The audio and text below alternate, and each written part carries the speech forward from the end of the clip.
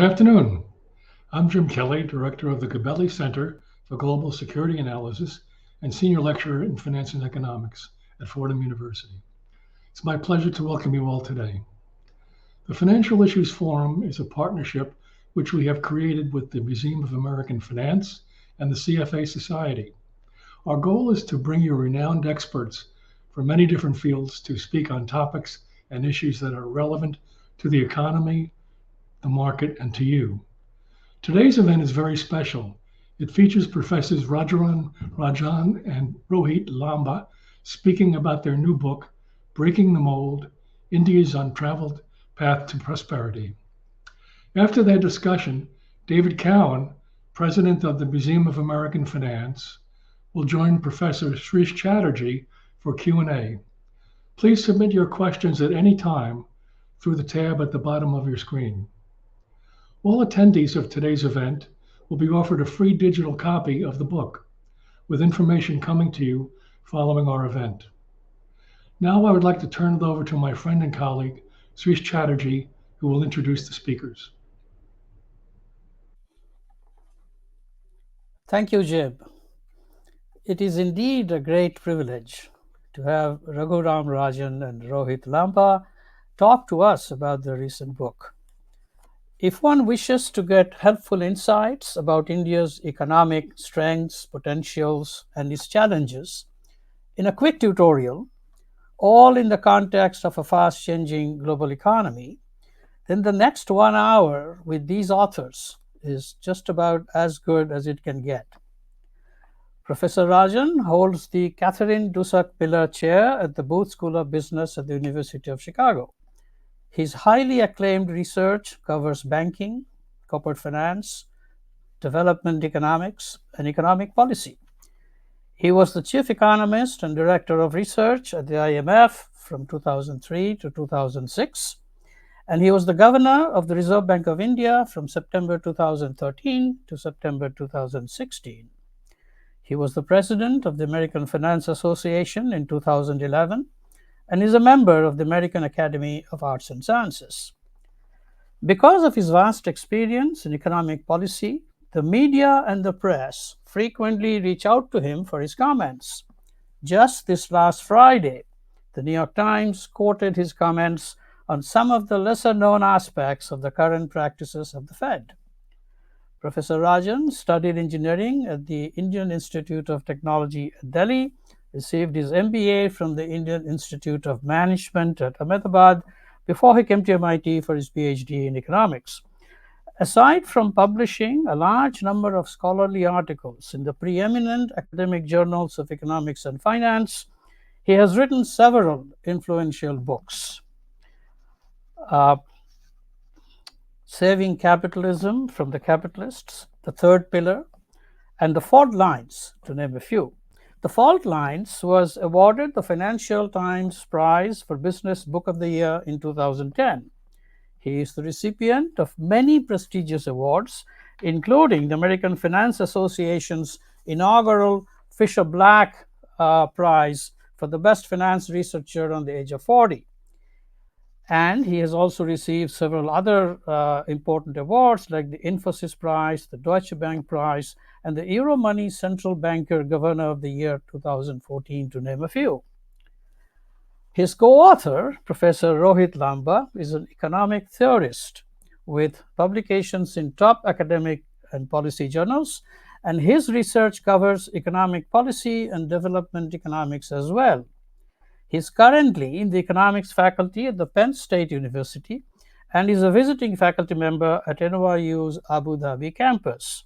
In fact, he will join us now from Abu Dhabi, where it must be in the evening. He was an economist in the office of Chief Economic Advisor, Government of India in 2012-13 as well as in 2014-16. Professor Lamba received his BA with honors in mathematics from St. Stephen's College in Delhi and his MA in economics from the Delhi School of Economics before he received his PhD in economics from Princeton University. Breaking the Mold is his first book. Although the book is about India, the authors discuss many economic issues that are global in nature, issues such as the global supply chain management and the development of human capabilities through education and healthcare. Written in a style that makes difficult economic issues accessible to any reader, with many wonderful anecdotes and examples. It is impossible to put the book down once you start reading it. So, without taking any more time, I hand it over to Professor Rajan and Professor Lamba to discuss their book and its principal takeaways.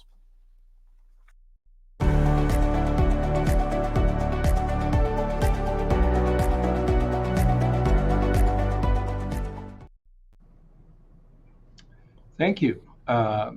Thanks for having us here. Let's get to a quick presentation of the book, and then we'll open it up to questions. And again, thanks for having us here. So, quite simply, the book is really about how India should grow. And it really asks the question, can India grow rich before it grows old? And if it is to try and do that, does it have to follow the China path? Can the world afford another China? So let's start very quickly by cutting to the chase. Why did China succeed at manufacturing uh, while perhaps India hasn't so far? Um, when China liberalized, it actually had a pretty good system of early education.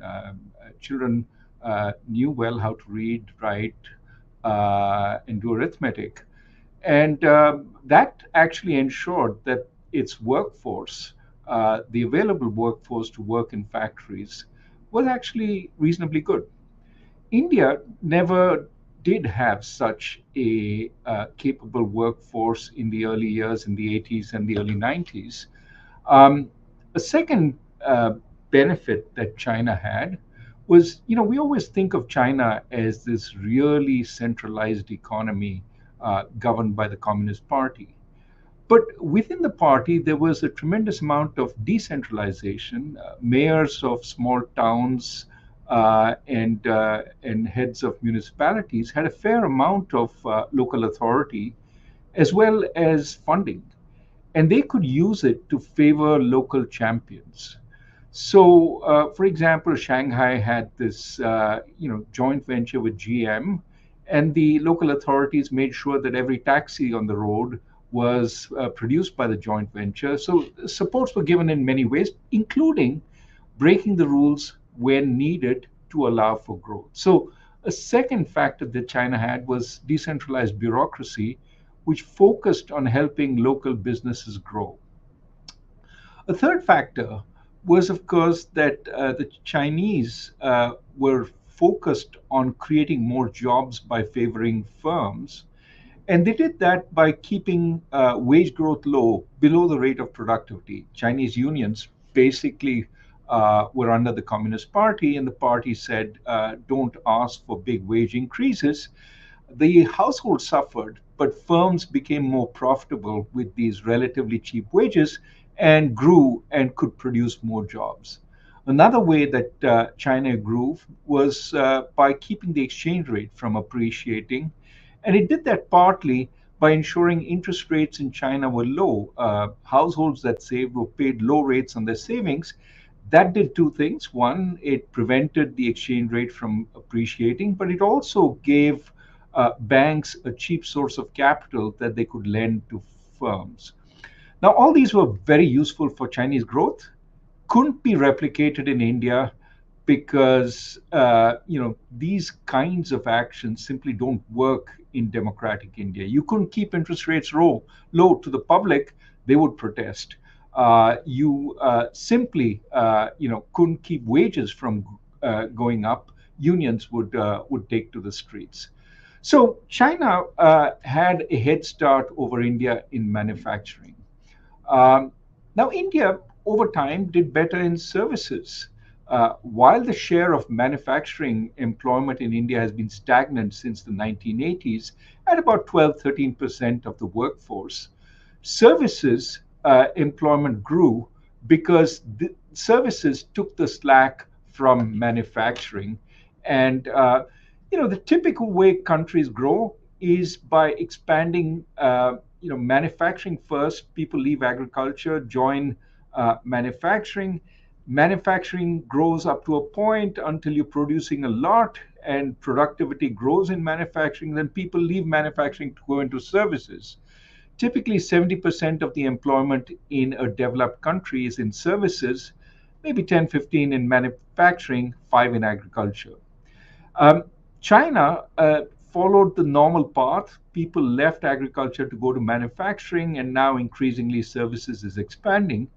India, instead of people going first to manufacturing, they went directly to services. And so services employment expanded quite a bit. Um, During the pandemic and after, job growth has been very, very tepid. And in that process, you've seen some shrinkage in both services and manufacturing. But in general, India focused on services. Now, many people have argued this is a problem. Danny Roderick, for example, says this is premature deindustrialization. You're reducing manufacturing before you even expanded it, and that's a bad thing. However, we believe that, at least as of now, this may not be entirely a bad thing. The world has more limited room for manufacturing, and services may be the way to go. We'll explain in just a bit.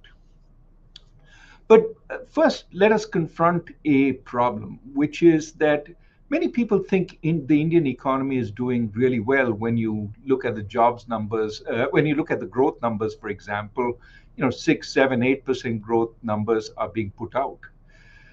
The reality, however, is that this growth is not creating enough jobs, partly because the growth is focused on capital intensive segments of the economy, but partly also that we compare this growth with the growth of well-developed industrial countries, which, because they're already at the frontiers of development, grow far less fast. I mean, the U.S. is growing spectacularly at 2.5%, and that's really good for a developed country.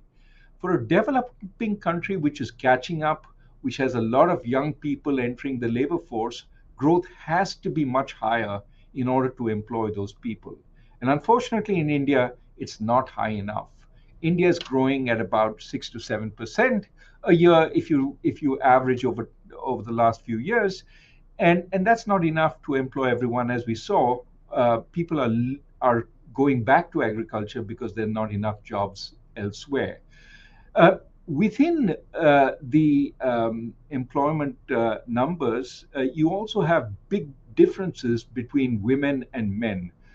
Female labor force participation is alarmingly low, and the numbers applying for government jobs is really high, suggesting there are limited private sector jobs elsewhere. And all this is happening in a labor-intensive country where the capital intensity of manufacturing is increasing. All these are important, worrisome signs. So, which way should India go now? Should it turn back the clock and hop onto the low-skilled manufacturing bus, in a sense, replicate what it did not do 20 years ago and try and match or compete with China? Or should it figure out what makes sense for the future, in a sense, with this path no longer being as attractive, does it make sense to focus on its strengths, that is, turn more towards services? Now, the choice, of course, determines how India uses its resources, and we'll come to that in just a second. So first, to think about what it should choose, let us recognize that the old path, which was followed successfully by many East Asian countries of manufacturing-led growth, is narrowing. There's a huge backlash in industrial countries about manufactured goods imports. Former President Trump is threatening to levy a 10% tariff on all imports if he comes back to power, and 60% on China, which he views as particularly threatening. With this backlash against globalization, with the push towards nearshoring and onshoring, it is a very real question whether there's room for another China, manufacturing, just like the current China, because India is about the same size as China? And the answer must be probably not. The other problem with following the China path is that when India does that, it is no longer competing, its workers are no longer competing with the US or Europe in assembly and low skilled manufacturing. They're competing with Indonesia, Mexico, Vietnam, and still China, which have very low cost workers. And of course, with operations going back to industrial countries, they're competing with robots. The bottom line here is that the profits in manufacturing, while they used to be high once upon a time and could be reinvested by countries in more equipment, in better training for workers, they're actually shaved to the bone now. And there aren't that many profits in low skilled manufacturing and assembly today. So, where is there profitability in the global supply chain? To portray that, we have here what is called the smile curve. What we have on the x-axis is sequences in the production chain. And it's best to think of this as the production chain for an iPhone. On the y-axis, we have the value added. And by the way, the book has no graphs, but this graph I think is useful to tell some of our listeners what's going on. So if you think of an iPhone, much of the early work is done in R&D, design. Remember Steve Jobs sort of putting together the clean lines of the iPhone?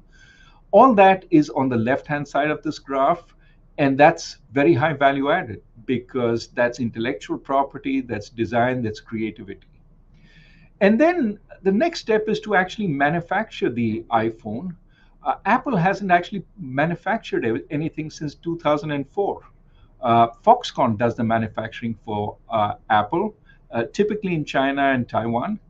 And that production part has very low value added because you're just assembling stuff, and the profitability has been competed away in that part. And then the iPhone comes back to the US or Europe or wherever the market is, and you add value to it through marketing, through advertising, through those fancy Apple stores, as well as you have content, you have the App Store, all of which are high value added.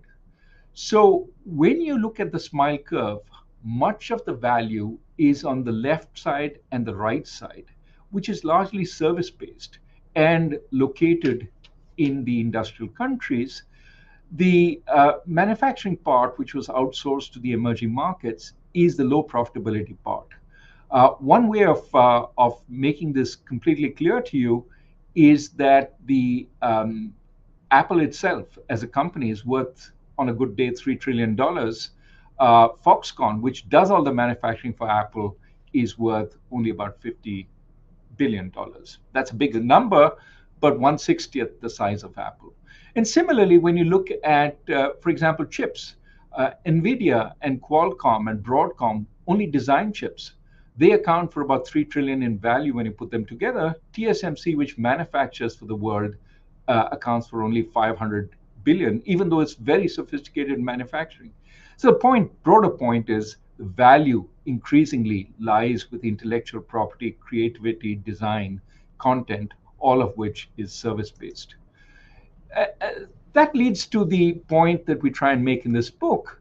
Services are becoming much more promising in terms of tradability and in terms of value than they used to be in the past. I mean, the classic service is a haircut, and we haven't yet figured out ways to, automate the haircut, to try and store the haircut so that you can buy it in the future.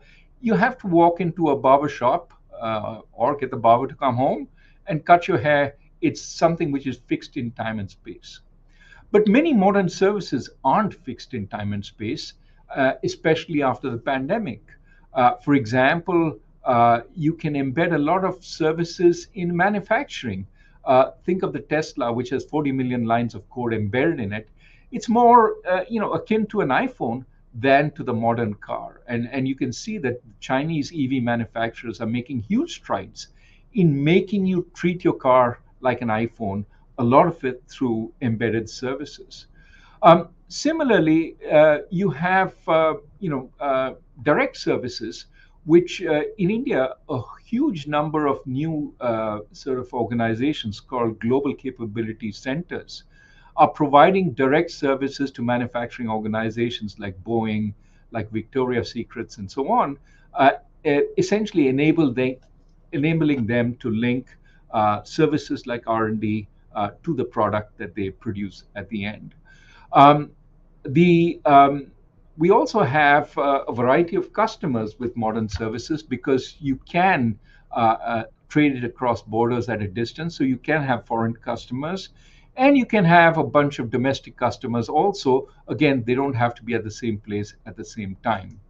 Um, some of the examples, direct services during the pandemic, telemedicine took off. Around 15% of medicine was telemedicine, clearly because we couldn't go into doctors' offices during the pandemic. But increasingly, legal and financial advice, consulting, and education. JP Morgan has 60,000 people working in India, including 3,000 lawyers. Now, you may wonder, what are Indian lawyers doing? Well, they're writing contracts for JP Morgan across the rest of the world because they trained in US law. So what we see increasingly is many firms creating these global capability centers. These numbers actually are moving day by day. Today, the last number I saw was, they're producing 121 billion in sales, employing about 3.2 million people. There are also a whole bunch of services embedded in manufacturing, software code in EVs, the Internet of Things, chip design. India has 300,000 chip designers, even though it doesn't manufacture a single chip. And of course, there are services enabling manufacturing. I'm going to talk about a couple of them in these examples, which the book is full of. On the left, you see Tilfi, which is a website essentially selling handicrafts, the Banaras sari, which is hand woven. It sells it across the world. The interesting thing about Tilfi is that they've done two things to make the craftsperson more comfortable. One, the craftsperson used to bear the risk of any sari they made because they would have to hold on to it till it sold, and many didn't sell. So typically, they didn't take any design risk. They used to produce the tired old designs because they simply didn't want to experiment. What Tilfi said is, as soon as you start a sari, it's ours. We will then sell it, come what may. And second, it brought a whole bunch of designers to reinvigorate Banarsi saris. So you have the quality of hand-woven saris, but you have the designs that Tilfi brought on board, and they're doing a flourishing business selling not just in India, but across the world. That's one example of a service, design plus the website, enhancing manufacturing, the old craftsperson. On the right, we have Agnikul, which is actually sending rockets into space. At least that's the intent. Now, you might ask, how can they deal with India's manufacturing system? They don't. They actually 3D print their rockets. So in that sense, they don't have to deal with a long supply chain in India, and it allows them to try all sorts of designs as well as customize the rocket to the needs of the customer. They send these rockets into space to carry small satellite payloads, and given the small size of the rocket, they can send it frequently. They're now preparing to launch the first rocket. And then at the bottom, you have ORCIDS, the international school. What that does is essentially it replicates a high quality school by scripting learning. What does that mean? It means that they've converted grade 1 to 12 in every subject into 30, 35,000 lesson plans. Each lesson plan has a script. You start with this example, you show this video, then you have a discussion for 20 minutes. It's very sort of minute by minute scripted teaching so that even an ordinary teacher can deliver it and produce extraordinary results. So there is only a limited number of great schools anywhere. In the U.S., I can see the lab school outside my window at the University of Chicago, Andover, Exeter, and so on. In India, it's Cathedral, John Connon, DPS Arkepuram, and so on. But to create those root schools takes a long time, and you have to work on attracting great teachers. Here, reasonably good teachers can become great teachers, and ordinary teachers can become good teachers with the scripting, and that allows schools of very good quality. These guys are teaching hundreds of thousands of students today. That's an example of all the innovation that India can do, and is ongoing. Now, the big question is, does India have to choose? Does it have to choose manufacturing versus services? And we have a profound reluctance to say yes, choose one or the other. What India does have to do is to really focus on improving its human capital. That is the quality and capabilities of its people. 1.4 billion of them, it could be an extraordinary asset. And much of the book is, how do we do that in India? How do we make India capable of much more than it is today? And amongst the examples we give is the need, for example, to decentralize in India. Some of the states that do best on providing good education and healthcare to their citizens are states that are much more decentralized. Because with a local government, you actually get higher quality services than if the government is very, very far away. Similarly, one of the issues that bothers us in India is that rather than investing in schools and colleges, we're spending tens of billions of dollars on subsidizing chip manufacturing when that's going to produce very few jobs, and we're going to be far behind the world frontier. That's an example of industrial policy gone a little nutty, and we think that can be remedied with adequate thought. Clearly, if India is to grow to become rich before it becomes old, India is a young population right now, but by the middle of this century will start aging. And with our per capita GDP at 2,500, we need to move fast to make up the difference. So with India where it is, the only way it can grow at the pace that it needs to grow at is by fostering innovation and creativity to reach the frontiers. And that is something that India has to focus on, which means great universities, which means better collaboration between industry and business, and more freedom for business to innovate. What about Indian democracy? There is a tendency reflected in many indices. There has been a tendency in the last few years for Indian democracy to shrink. For India is becoming more authoritarian by many measures. And this we think is a shame, because if India is to grow, democracy will be a huge strength. Amongst other things, a vibrant press, transparency about data, free debate allows a country to know when it's going off track. And the path we proposed for India, which we presume, even though we're not banging on the table and saying it must be that, we presume it will be more services oriented, less damaging to the environment, more longer term profitable. If we think that if it follows this path, there will be a lot of new things it'll have to deal with, which other countries haven't dealt with before, because it'll be the first developing country following that path. And so to know when you're going off track is really important, and that's where democracy will help. Moreover, much of our discussion is about the public getting better services.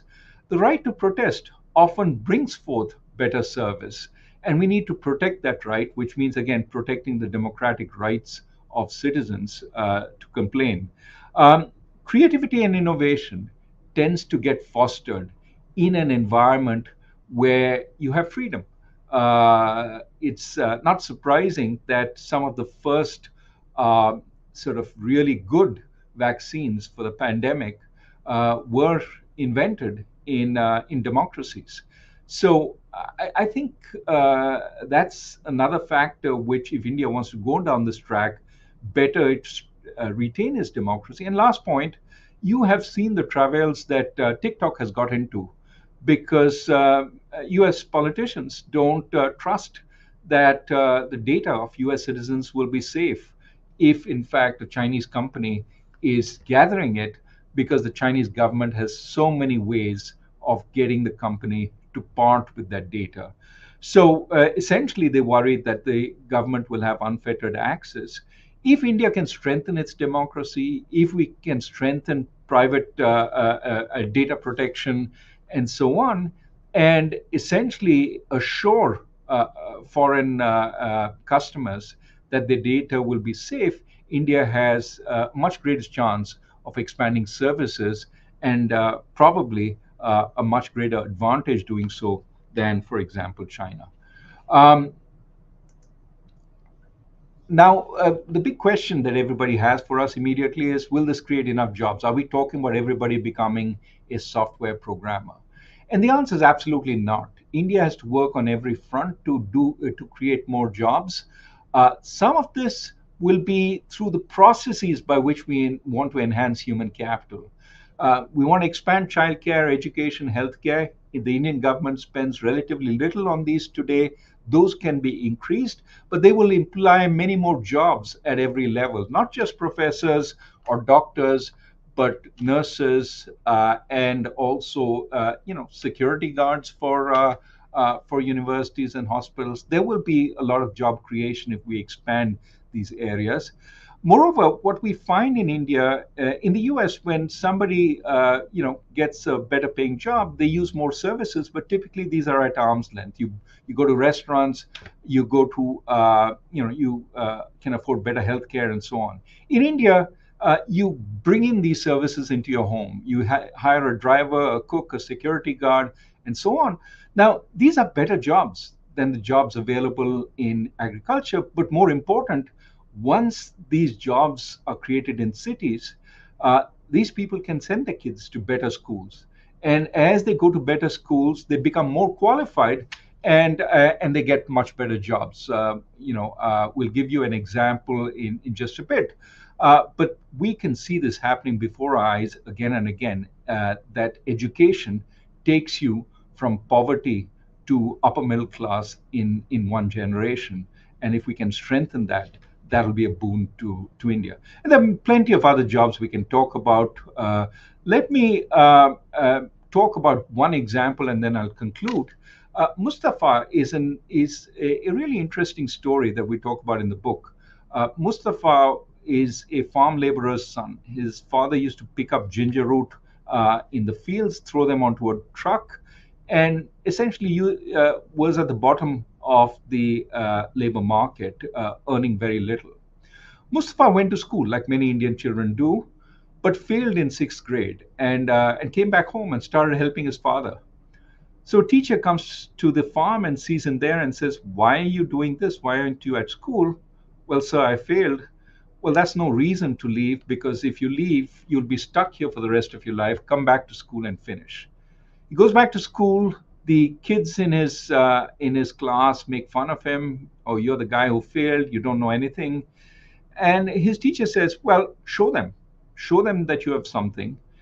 And Mustafa studies math because his teacher is a math teacher, studies math, aces the class, and then gains the friendship and admiration of his other students, tops the school, gets a great job, and then comes back. He goes abroad after learning there. He comes back to India and basically says, "I want to set something up." And he sets up this factory which produces idli batter. Idli is a rice cake that some of you may have eaten. Housewives in India today want clean idli batter. It's a literal pain grinding the idli for the batter. So if it's produced by someone else, it allows you to produce the idli, and nobody knows that you didn't grind also, so you get extra credit. for that idli, and that's the market he has today. He runs a firm with 2,500 people, many of whom he likes to hire from the same background he had, and is a very successful business person. But the point of this example, I mean, he's expanding to other parts of the world, he's expanding to other foods. The point of this example is the power of education. And that's what we think can take India forward. It just needs much more emphasis than it is being given today. So, bottom line, India has much to do, but it can follow a path which is much less challenging to the global environment, much more playing to India's strengths than the old East Asian manufacturing path. And of course, India talks a lot nowadays about being a Vishwaguru, which means a teacher to the world. Well, if India succeeds in following this path, it can be an inspiration to the countries, for example, in Africa, that it is possible to grow with democracy, and you can grow in ways that don't damage the world. In fact, help it in many ways. So let me stop there. That's sort of a summary of the book.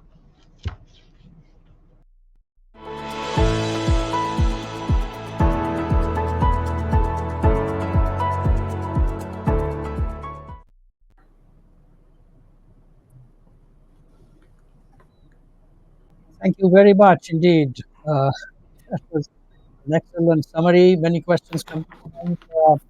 David, do you mind if I start with the first one? Please go ahead.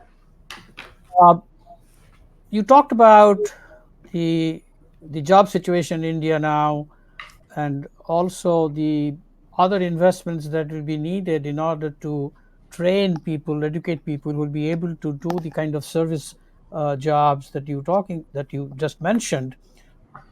Just in matter of sort of scale, just to try to understand the scale of investment that will be needed for healthcare, for education, in order to achieve some sort of level where the Indian labor force will then be able to do the service jobs.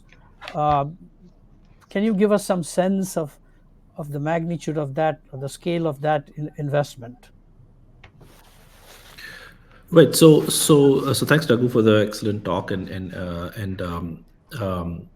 so the second part of the book, which is what you're referring to, is focused squarely on building the capabilities and capacities of the people of the country. And just to give you kind of a broad example, right? So India's entire higher education budget right now is, to the tune of the central government, is to the tune of $4 to $5 billion, a little over that last year. So in terms of the money, so the latest evidence, most of the evidence suggests that in terms of the absolute money, obviously a lot more needs to be done in terms of putting in money both in primary education and higher education. But what has repeatedly been seen is that the big lacuna is in the usage of the existing resources. So to give you an example, India has largely cracked the problem of enrollment in primary education, which means that about 95% of the kids are actually getting enrolled in schools, right? So schools exist, students are going to schools, but the big problem now is that a lot of students are dropping out in 5th, 6th, 7th grades, and also that a lot of students in class 5, for example, are unable to read class 2 textbooks. Right. So just to give the audience a picture, the extensive margin, what the economists call of getting people to school, was cracked almost 10 years ago, actually. But the quality of education just hasn't been able to keep up. And there it's both a problem of resources, just putting in more resources into the education system, but also the way we use these resources. And to that end, there's actually been a misguided obsession with thinking that only public schools or state-funded schools can do the job, whereas the evidence is suggesting to the contrary, that teachers actually in private schools, which are paid 1/3 of the salaries of the teachers in public schools, are doing much better. Right? Just to give you a sort of broad picture, in higher education, public universities are suffering a lot. So again, there's lots of students going to colleges, the problem, of enrollment. Actually, India has more people in higher education than the US and the UK had at this level of per capita income. But the problem is, what are they learning, right? So one of the surveys we cite in the book is that 50% of all college graduates in India right now are unemployable, right? So what kind of education, again, they're getting? So again, the intensive margin of what is the input that is going in once these students get to college. Broadly similar story is still true with healthcare, for instance. India is at around 3 to 4% spending in per capita GDP spending on health, but the quality of spending continues to be quite poor. So first of all, it needs to expand this much more, especially at the primary healthcare level.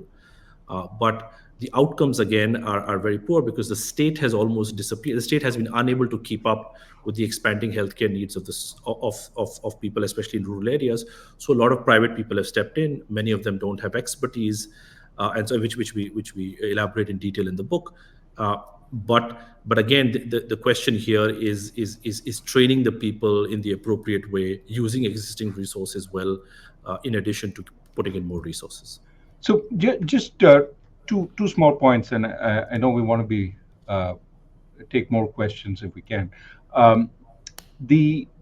First, there is a last mile which can be addressed to make many more people who, Rohit said 50% of graduates are unemployable, but they have some basic skills.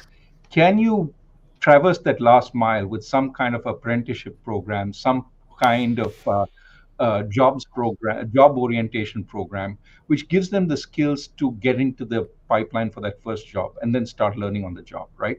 So that's one aspect. Can you make many more of them employable? And in fact, some of the opposition parties now have that jobs training program as part of their manifesto.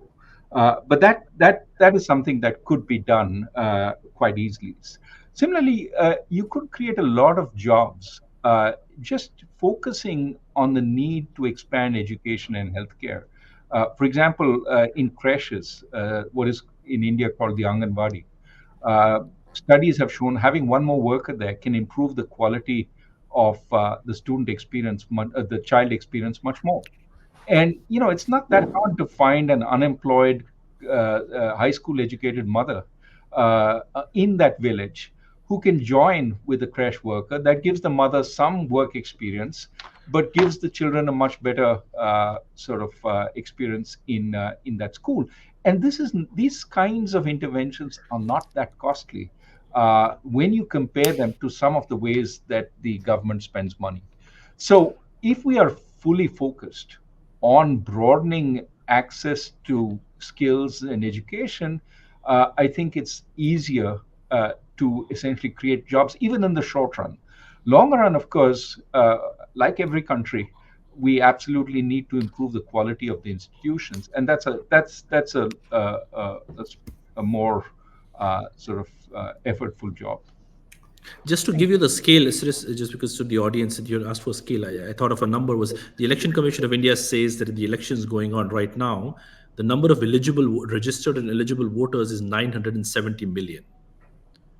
Right, so there are 970 million people above the age of 18, and actually most surveys and samples have suggested that within this 970 million, a large fraction is actually in their 20s and 30s.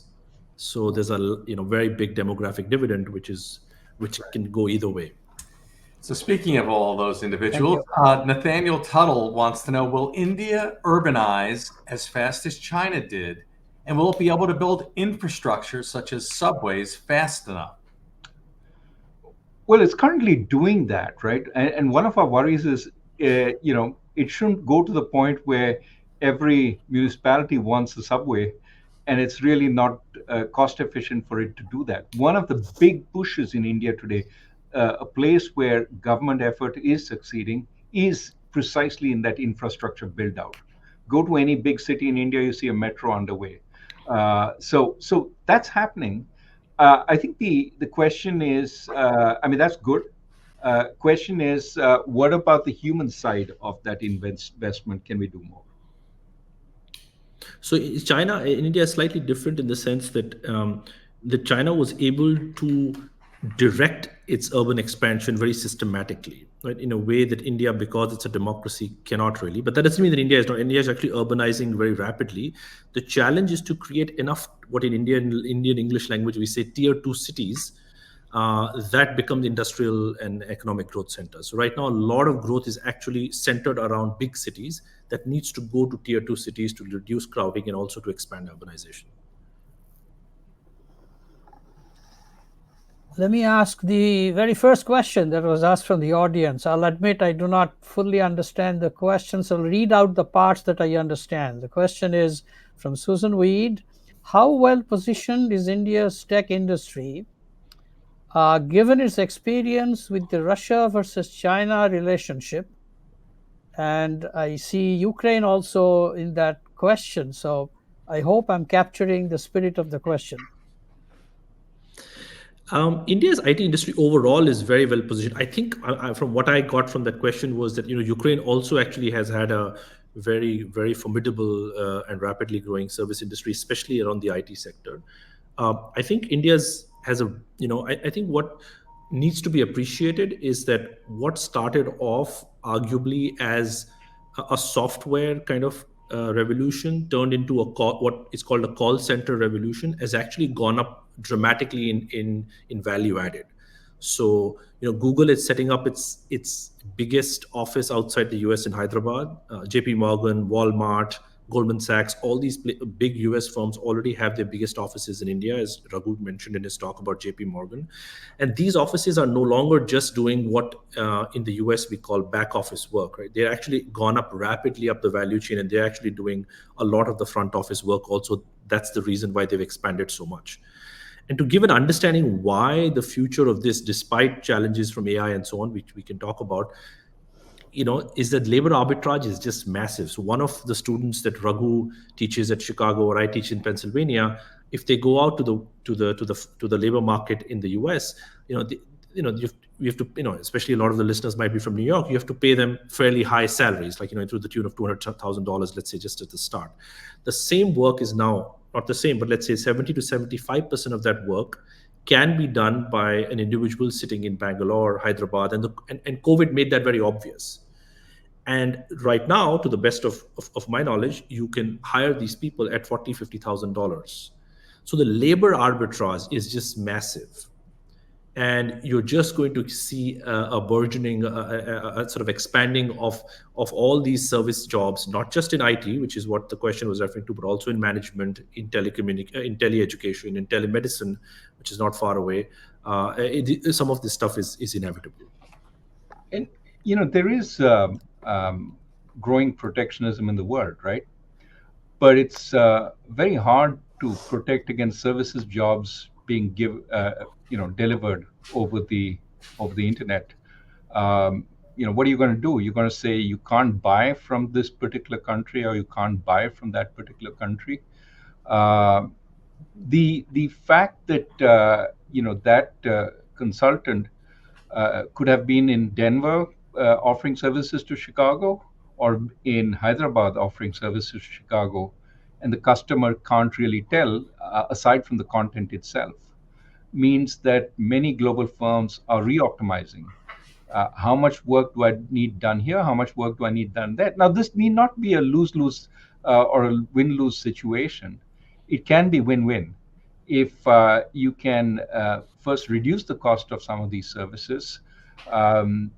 Reducing the cost of software, whether it's through AI or it's through hiring more people from other countries who can do it cheaply, comes to the same thing. And the beauty of having it done by people in other countries is they can buy your stuff too. And so India integrating into the world economy via services can be a boon for the rest of the world, expanding the Indian market for their goods as well as their services. Thanks. Benjamin Anderson is asking about the SMILE paradigm requiring the security of the intellectual property upon which it is based. So how do you prevent theft of intellectual property? And we hear that the Chinese certainly like to potentially do things like that.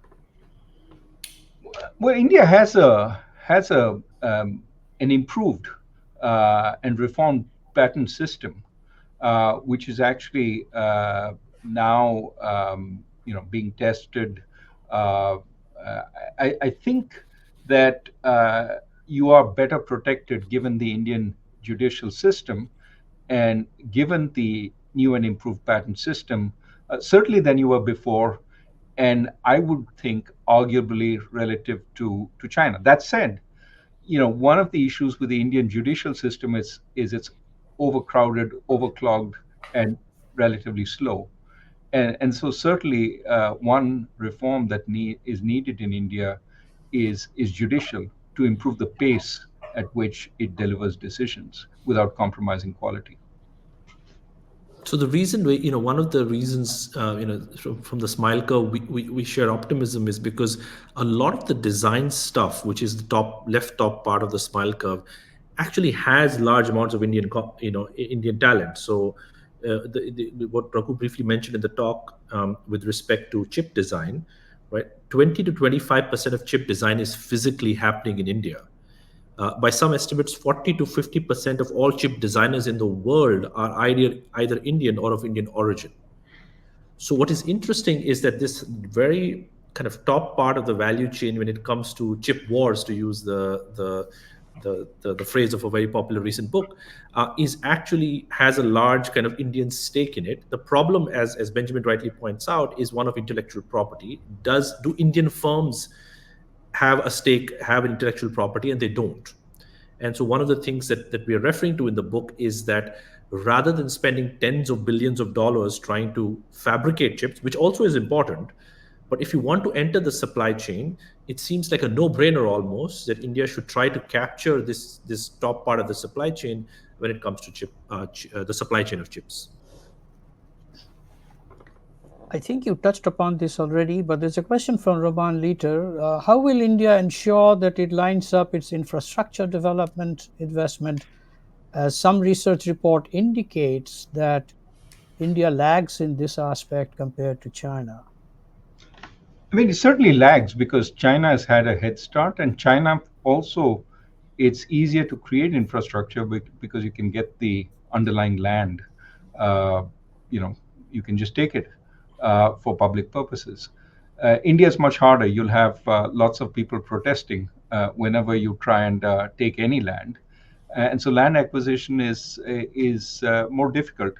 That said, as I said earlier, India has made enormous strides in infrastructure over the last few years, and that is going apace. So yes, not as good as China, but much better than before, and getting there. I mean, you look at some of the Indian airports like Delhi or Mumbai, and they're certainly second to none. Maybe Dubai is a little better, but pretty much most American airports, they're as good as any of them. And similarly, rail travel is becoming faster. There are more logistic systems in place. The highways are improving significantly. So lots of improvement.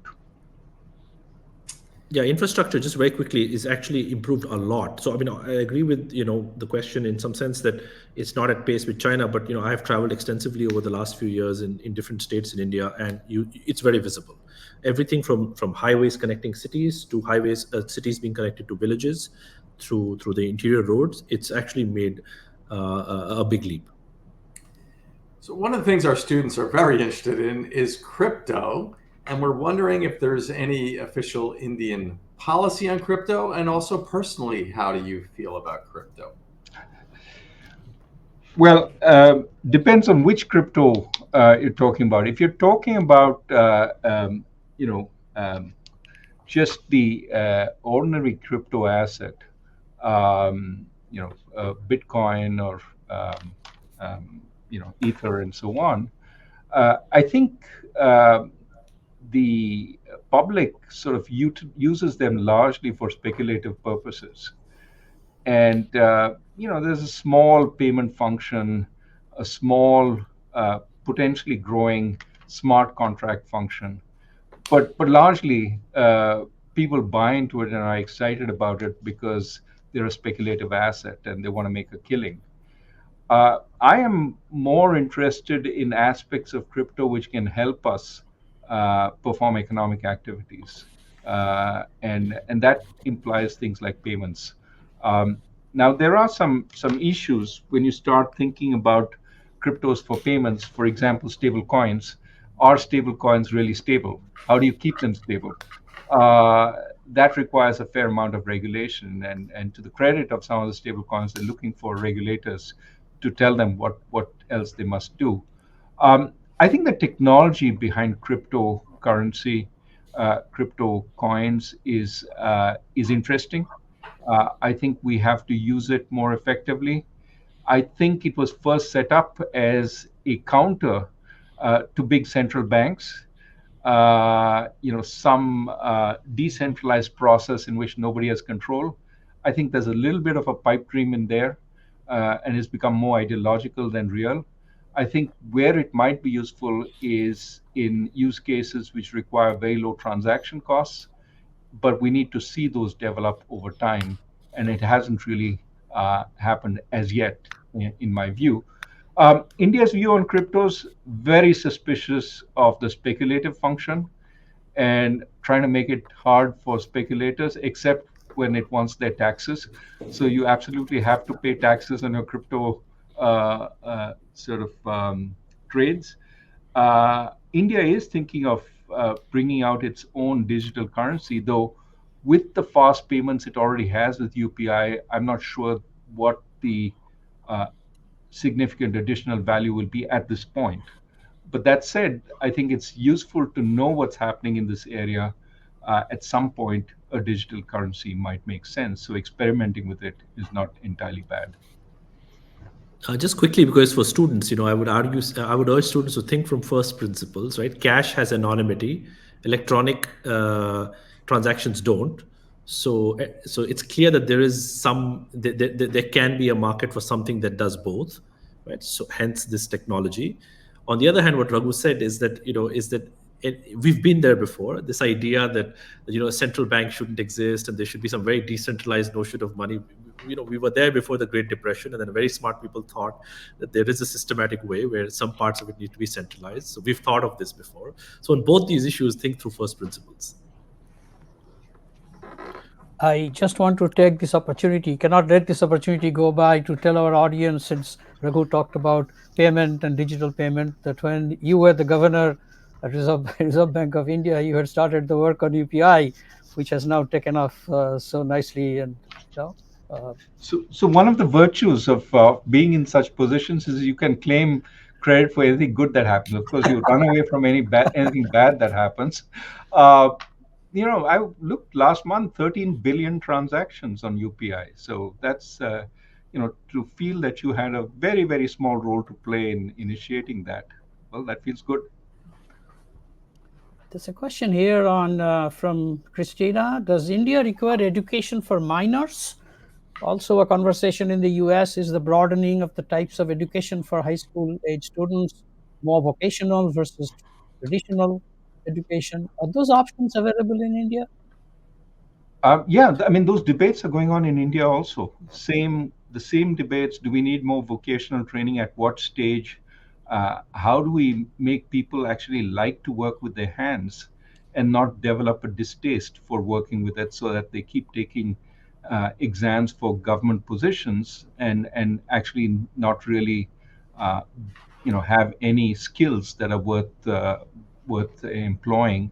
So lots of debates. There's actually some action also. New vocational programs are starting up. Delhi schools, for example, they're trying to give kids a better sense of what that might look like and how they can work with their hands. Some way to go, but movement in the right direction. Why don't I take one more, Suresh, and then you'll close for us. Indian stocks are booming. Why is long-term investment lagging? And does this really offer an alternative to China, the Indian economy? Indian stocks are booming because, for multiple reasons. But one of the main reasons that Raghu mentioned is that a lot of growth that is coming with through big companies which are capital intensive, right? So it's capturing one part of the economy, but actually because of demonetization and sort of an unorganized way of introducing the goods and services tax, what happened was that the back of the so-called informal economy in India was broken, where a large number of people are employed. So what is happening, and there is large-scale agreement, large-scale data, and there's wide agreement amongst economists, is India is going through what is called a K-shaped recovery after COVID, where the certain very sort of upper middle class and large firms are doing very well, and the middle class and the lower middle class, and especially the small and medium enterprises, are doing very poorly.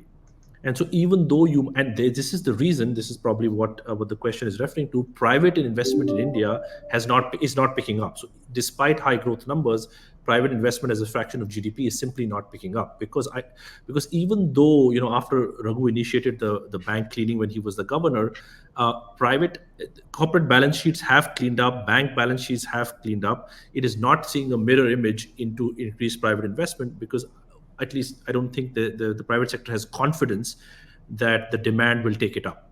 The demand of the middle sector of the economy will take it up. So this is something that it's a chicken and egg problem. Do you think people will invest more and then the demand will go up, or will the demand go up and then people will invest more? So stock market is only giving you a very partial picture of the economy. David, I know we are coming up on the hour, but I do have maybe one last question, taking a cue from what Rohit said about investment. So going back to the very first slide that Raghu was showing us, starting with China. And we then talked about the challenges faced by India and the choices to be made. Now, both India and China are, large countries, more than 1 billion people. And so if India is not able to succeed in its economic path, and if China's success stalls, this is not going to be costly just for India and China, it's costly for the whole world. So in terms of seeking investment to support the kind of path that India has to choose and other countries have to choose, what kind of process and dialogue should we start so that we have other countries investing? Now, you did mention about various large corporations here, banks, and they're now sending people to India, employing people in India, but that's probably not going to be enough for the scale of things. What should we do to bring in the rest of the world to address these problems that are so real and so important for the whole world? So, I mean, this is a really good question and a good place to end on. I mean, I was visiting a hospital in Chennai, and this is a cancer hospital, and the doctor in charge told me he has a couple of meetings a week, scheduled meetings, with doctors from around the world, where they discuss their latest cases and the interventions they did, what successes they had, what failures they had. They're sort of learning from each other on the job. And so, this is very heartening in a deglobalizing world, that there is actually a lot of cooperation that's going on. So that's one, that India is contributing with its vast amount of cases, with its vast amount of patients, to the knowledge pool across the world, and learning from that also. There is cooperation. The second, however, is that the world benefits from India, not just through these cooperations, but by seeing India grow. And what is important for that, for example, if we're talking about services-based growth, is don't put in a whole new set of protections to prevent the growth of India. Just sticking with medicine, for me to get an appointment to see a GP without having contacts, etc., even though I have insurance, is about 2 months in the US. In the UK, the waiting lines for talking to doctors in the National Health Scheme are really long, because it's overcrowded and has too few doctors. Now, that's a win-win situation if we can link up to telemedicine from India. Of course, India needs many more doctors of its own also, but the money obtained by selling medical services from India into the US, into the UK, is something that can be reinvested in generating far more doctors. The problem with aging economies is they will, over time, have very fewer and fewer people. India doesn't have that problem right now. It has many people, and that can be a valuable input to the well-being of other countries also. What we need is the national health scheme to be able to pay Indian doctors for these kinds of services. What we need is insurance in the US, including state insurance, to be able to pay. We also need people like the Cleveland Clinic to create programs by which they can convince patients in the US that they've vetted the Indian doctors, they have vetted the procedures, and those procedures make sense for them if they want a quick consultation. And those doctors are perfectly good, et cetera, et cetera. So you need a mediator to bring the two sides together, and the private sector can do that very well. But we shouldn't stand in the way. So, Indian qualifications, we need a way of checking them, but not preventing them by saying, no, you need to essentially pass this exam and that exam, and you got to come to the US to do that. We need to find easier ways to actually make that transference of skills possible. Thank you very much. A huge thank you to both of you. David, to you and everybody else and everybody in the audience. Please stay tuned for information about our next program. And we hope that when you write your next book, you will again come back to us and we'll get you here to talk to us again.